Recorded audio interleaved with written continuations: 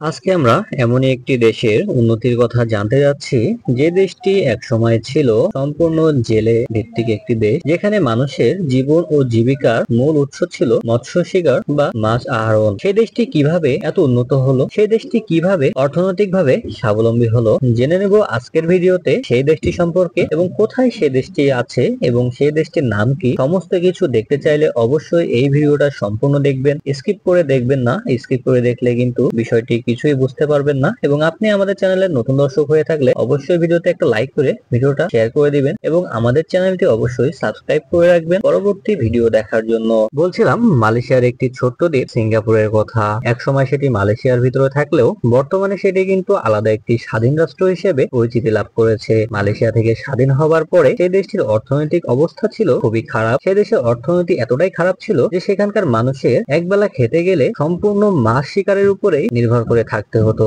আর সে দেশটি মৎস্য শিকার করেই এতটা উন্নত হয়েছে, বিশ্বের কাছে পরিচিতি পেয়েছে একটি উন্নত রাষ্ট্র হিসেবে। সে দেশটির অর্থনৈতিক উন্নতির পেছনে অবদান রয়েছে সে দেশের নেতা এবং সাধারণ জনগণের, যাদের লক্ষ্য ছিল তাদের দেশকে উন্নত করবে কিভাবে, তাই তারা আজকে এতদূর এগিয়ে যেতে পেরেছে। একটি দেশকে এগিয়ে নিয়ে যাওয়ার জন্য সেই দেশের জনগণের সুষ্ঠু ও সুন্দর মনোভাবটাই এই দেশকে আজকে বিশ্বের কাছে একটি উন্নত রাষ্ট্র হিসেবে পরিচিতি লাভ করাতে সাহায্য করেছে।